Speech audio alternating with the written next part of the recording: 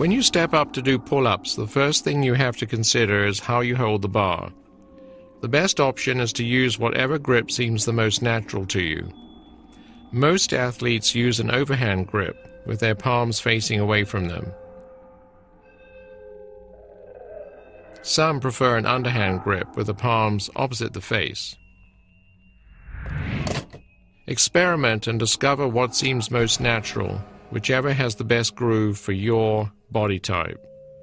When you perform pulling motions, many athletes find their hands tend to pronate, which just means that the palms want to turn away from your body a little.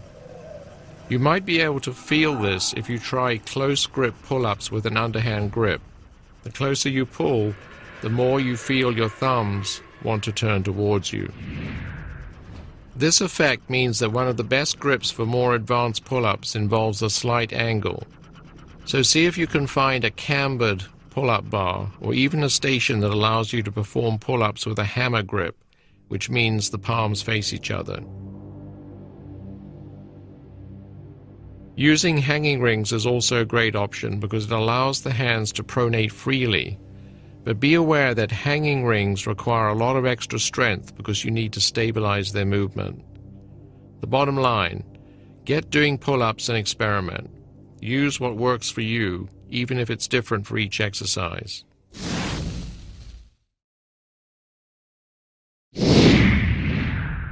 Many athletes begin their pull-ups from the bottom, like this. In convict conditioning, you're advised to begin your set from the top position with your chin over the bar, like so. This method improves performance, especially at the beginning of a set. Try it for yourself. Pick a hard pull-up variation, one that you can barely do a few reps with.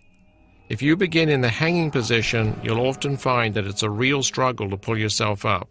But if you start with your chin already over the bar, then lower yourself, you'll find it much easier to pull yourself back up. It's as if descending from the top is like compressing a spring. You go all the way down and bang, you have the energy to snap back up. This works because the act of holding your body weight at the top, then descending, radically increases neurological recruitment, which helps you find the strength to get back up. You'll notice this technique is particularly helpful later on when you're working more advanced types of pull-ups. So get into this habit from day one. It doesn't matter if you have to stand on a chair or jump up to the bar, but always start your set from the top position.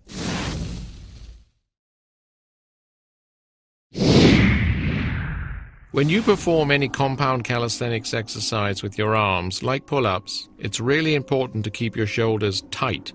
What does this mean? It means pulling the tops of your shoulders, the sockets, into your torso and keeping them there. This isn't a huge movement. When your arms are out, just tighten your back and lats to pull your shoulders down an inch or two. This is a fundamental strength drill to learn. Your shoulders consist of ball and socket joints. Unlike hinge joints, like your knees, or gliding joints, like your wrists, your shoulders aren't structurally locked into place. They're only held into place by a complex network of ligaments and soft tissue. Some athletes and bodybuilders like to fully extend their shoulders when they straighten their arms under load, almost like they are stretching their shoulders out. This is a mistake. When you do pull-ups or lift heavy weights and allow your shoulders to stretch out under load, you increase the chance of dislocation and risk irritating or injuring the soft tissue and tendons holding the shoulder in place. When you keep your shoulders down tight, the delicate joint becomes automatically stabilized and protected by a thick corset of muscle. So keep your shoulders tight when you train, especially during pull-ups.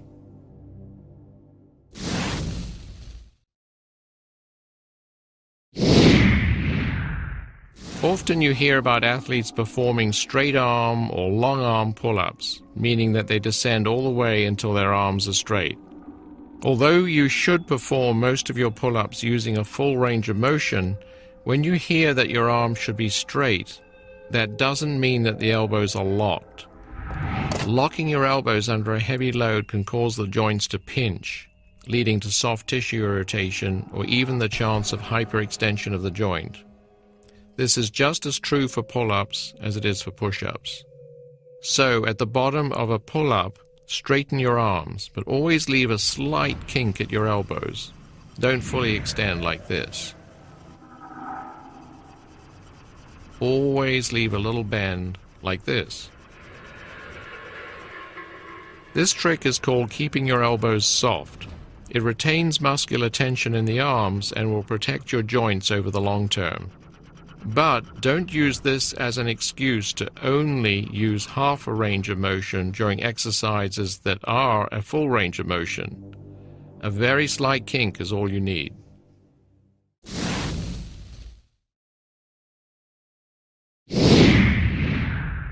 There are very few isolation exercises in proper bodyweight strength training. True strength requires the whole body to some degree. The body is a chain, a system. So you should work your entire body in some way with every single movement you do. The same is true for pull-ups.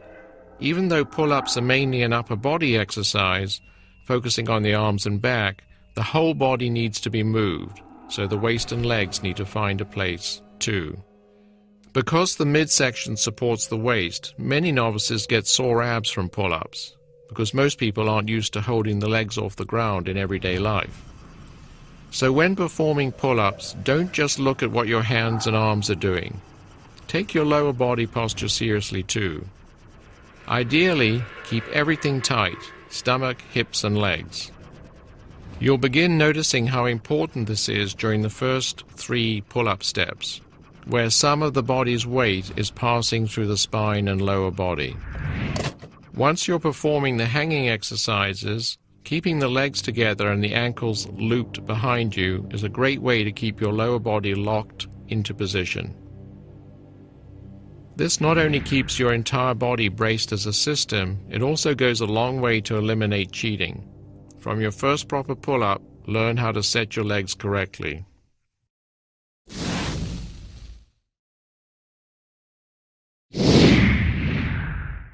There are a lot of opinions on just how high you should lift your body during pull-ups.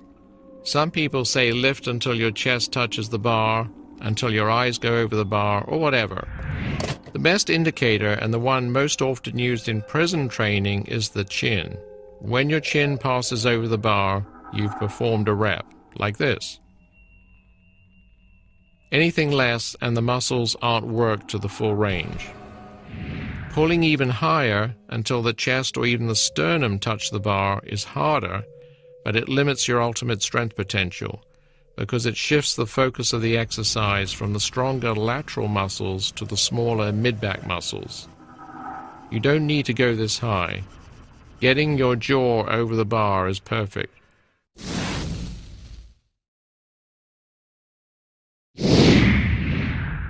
One way to make pull-ups a lot easier is to throw the knees up during a rep.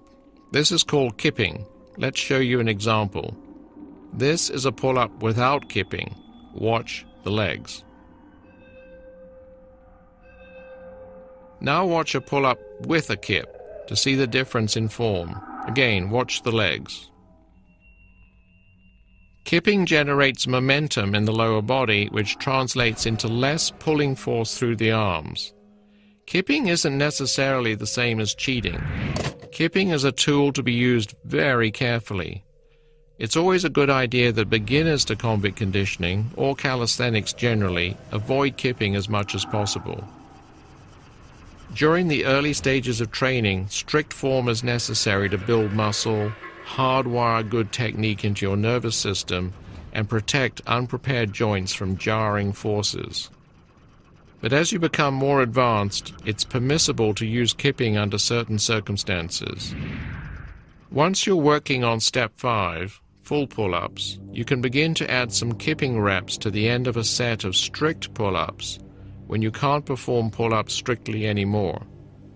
At this stage, kipping should be done to make the set harder, not easier.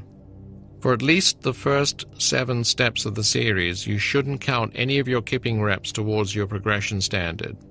Once you're at step 8, half one-arm pull-ups, you can throw some kipping into your technique to allow you to perform the most difficult exercises.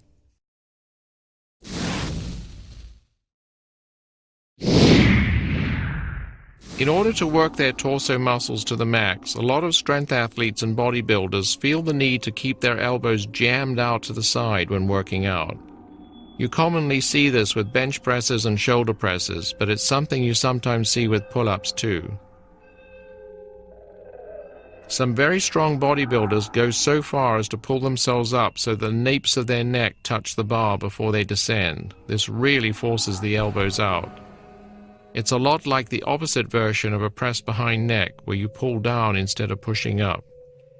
The theory behind flaring your shoulders out is that the exaggerated position forces extra pressure into the shoulders and torso muscles. The reality is different. Pushing your elbows out is unnatural to the body. You protect your joints more and generate more strength when your shoulders are in a neutral position, not necessarily next to the torso, but certainly not jammed out to the side.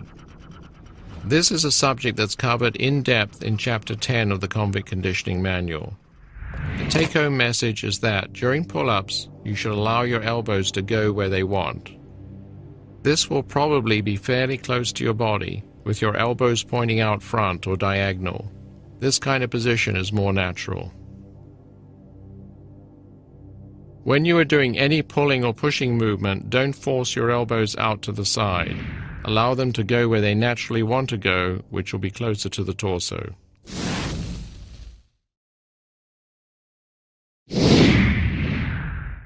Every exercise has its own unique pattern of movement and cessation of movement.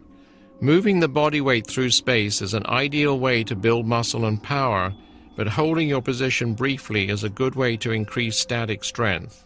In all pull-up movements, you're stronger at the top position with your chin over the bar. This is what a top hold looks like. All your pulling muscles are contracted here, so it makes sense to pause for a 1 count.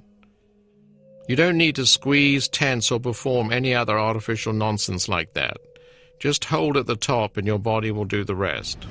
The bottom position of the pull-up with straight arms is the hardest. Your muscles are always at their weakest when extended, as any wrestler will tell you.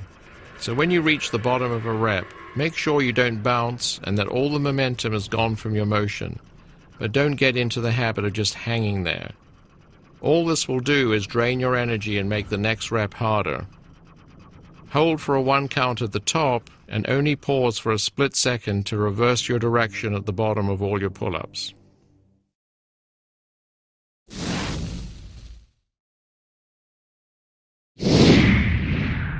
This last commandment is not about pull-up technique. It's just a fact of reality all pull-up guys have to face at some point. Some strength athletes can be pretty fat, carrying 30, 50, or even more excess pounds of body weight. In some cases, these guys could move pretty heavy weights, but they'd still be better athletes, faster and stronger at lighter weights. Bulking up is not something a calisthenics master wants or needs to do. This is most easy to see when you look at an exercise like pull-ups. Excess body weight is a total drag and devastates your performance levels. You can learn to do a 1-leg squat if you are carrying extra weight, and maybe even a 1-arm push-up. But if you are fat and want to become great at pull-ups, you can forget it. This is because during pull-ups, your body has to lift its entire weight. Every extra pound has to come along for the ride. As a result, if you're overweight, training alone is not enough to get you to a high level in the pull-up movement. Training and fat loss methods have to go hand in hand. Even losing just 10 pounds of blubber will make a big difference to your performance, not just in pull-up workouts, but for all your bodyweight exercises.